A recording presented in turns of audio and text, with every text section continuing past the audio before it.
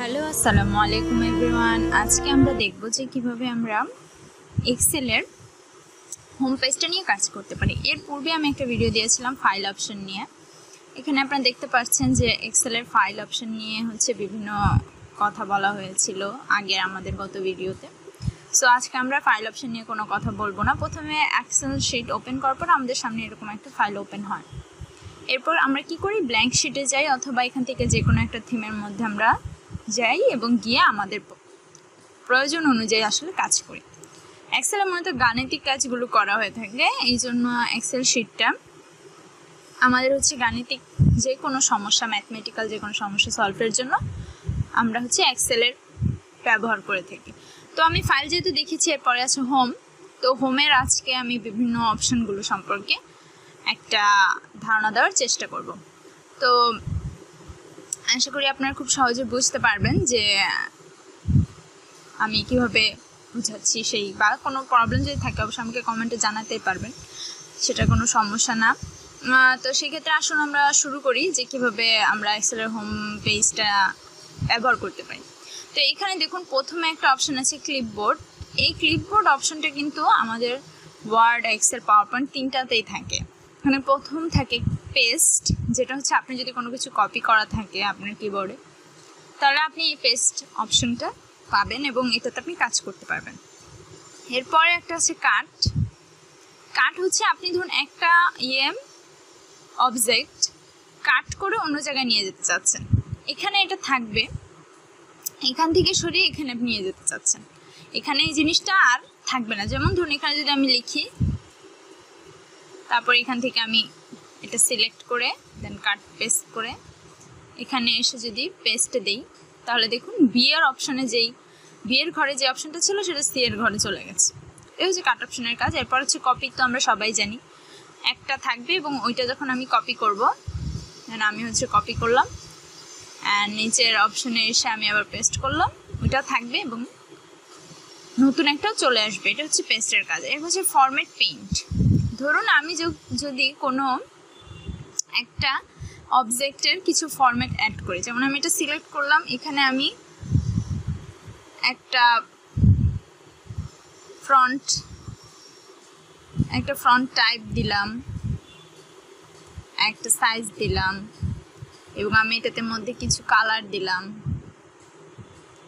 এবং আমি তখন কি করব, আমি এই জিনিসটাকে আবার অন্য একটা লেখার মধ্যে দিতে চাচ্ছি, তখন আমি কি করব, এই যে অপশনটাকে সিলেক্ট করে দেন ফরম্যাট পেইন্ট দিয়ে আমি এখানে এসে পেস্ট করে দেব।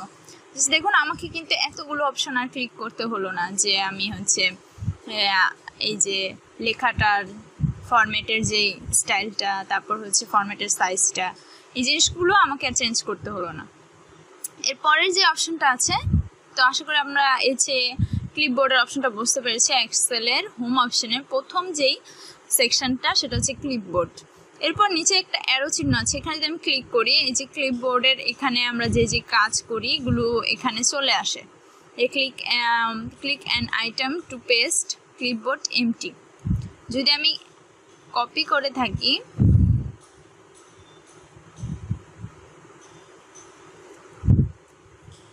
দেন দেখুন এটা ক্লিপবোর্ডে চলে আসে যে আমি এটা কপি করেছি। মানে আপনি যতগুলো কপি করে রাখবেন এটা ক্লিপবোর্ডে এসে থাকবে।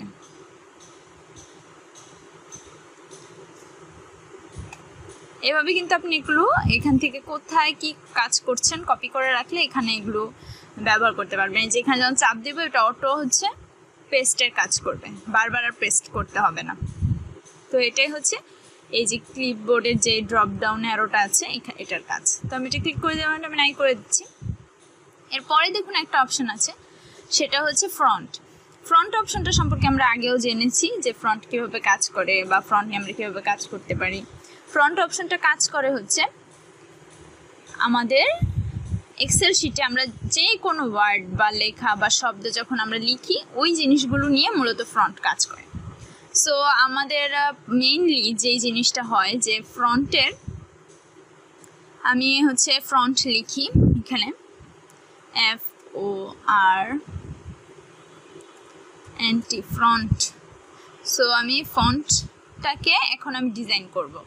এই ফন্টটাকে আমি ডিজাইন করতে চাই, এটা একটা ওয়ার্ড, এটাকে আমি ডিজাইন করতে হলে আমাকে আসতে হবে এই যে ফন্ট যে সেকশনটা আছে সেখানে। এখানে দেখুন এটা দিলে লেখাটা বড় হবে,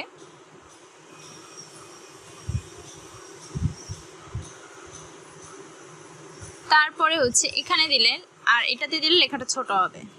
এই যে এ একটা আছে আর একটা আছে পাশাপাশি দুইটা। এরপরে আমি যদি এখানে ক্লিক করি, এখান থেকে আমি চাইলে কালার চেঞ্জ করতে পারবো, যে কোনো কালার দিতে পারবো।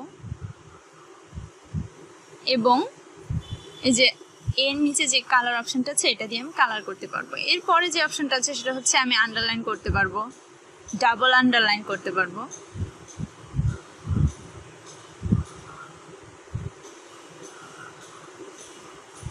ডাবল আন্ডারলাইন হয়ে গেল। এরপর আমি এটাকে বোল্ড করতে পারবো, ইটালিক করতে পারবো, মানে আমার ইচ্ছা মতো আমি হচ্ছে ফ্রন্টটাকে সাজাতে পারবো। তো সেই ক্ষেত্রে আমাদের এই যে এই তো গেল ফ্রন্ট, এখানে একটা আছে মার্জিন, যে আমি ফ্রন্টের যে লেখাটা লিখবো এটার মার্জিন চারপাশে থাকবে নাকি উপরে থাকবে, টপ থাকবে, মোটা থাকবে, চিকন থাকবে, এই জিনিসগুলো মূলত এখান থেকে আসলে আমরা সিলেক্ট করতে পারি। এই যে আমাদের যে বক্সগুলো আছে এই বক্সের মার্জিনগুলো আমরা এখান থেকে এডিট করতে পারি। চাইলে নিজেও ড্র করতে পারি, যে কীভাবে ড্র করা যায় এক্সেট্রা এক্সেট্রা, এই সব অপশন হচ্ছে এখান থেকে কাজ করে। তো আমি একটা টেবিলের এই যে এক্সেল যে শিটটা আছে শিটে পুরোটাতে একটা ছক করা থাকে, যেখানে হচ্ছে প্রথম এই যে কলাম আছে কিছু, এই যে এ বি সি এগুলো হচ্ছে এক একটা কলাম, আর এই যে 1 2 3 এগুলো হচ্ছে এক একটা রো। আমি যদি কি করি, এই যে রো বা কলামের সংমিশ্রণে যে একটা বক্স তৈরি হয়েছে এই শিটটার মধ্যে, এই অপশনটার মধ্যে যদি আমি কি করি, আমার এই বক্সের মধ্যে আমি যদি একটা না রাখতে চাই, তো সেই ক্ষেত্রে হচ্ছে লাইন যদি আমি না রাখছি আমি এখানে যাব, দেন আমি এখান থেকে যে কোনো একটা সিলেক্ট করতে পারি, সিলেক্ট করে দেন কি আসবে, এই যে একটা লাইন আসছে। এরপর আমি সব পুরোটার মধ্যে দিয়ে দিই, দেখুন এখানে বক্সটা কেমন আর পাশের বক্সগুলো কেমন। আমি আমার ইচ্ছা মতন এখান থেকে বর্ডার দিতে পারবো, লাইন দিতে পারবো, নিজে চাইলে ড্র করে নিতে পারবো। লাইন এখানে আরও লাইন স্টাইল আছে, ডাবল লাইন আছে, চাইলে ডাবল লাইন দিতে পারবো। সো এগুলো হচ্ছে লাইন নিয়ে কাজ করে, অর্থাৎ এক্সেল শিটের যেই অপশনগুলো ওই অপশনগুলো নিয়ে এখানে কাজ করে। এরপরের যেটা আছে এই যে লাইন, এটা দিয়ে হলো পুরো ঘরটা, যে ঘরটা আপনি সিলেক্ট করে রাখবেন এই ঘরটা আপনি কালার করতে পারবেন, আপনার ইচ্ছা মতন আপনি কালার করতে পারবেন। সিলেক্ট করে নিই, দেন হচ্ছে আমি এটাকে আমি ইচ্ছা মতন একটা কালার দিতে পারবো, ঠিক আছে।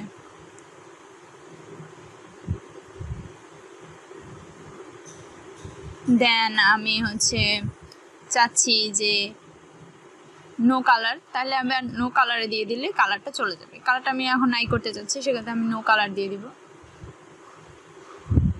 কালারটা চলে যাবে, ঠিক আছে। এভাবে হচ্ছে চাইলে এখানে যে কালার আছে এই কালারগুলো আমার পছন্দ হচ্ছে না, মোর কালারে চলে গেলাম, এখান থেকে চাইলে আপনি যে কোনো একটা কালার সিলেক্ট করতে পারেন আপনার পছন্দ মতো। এখানে অনেকগুলো কালার আছে, দেন এখান থেকে কালারগুলো সিলেক্ট করতে পারেন।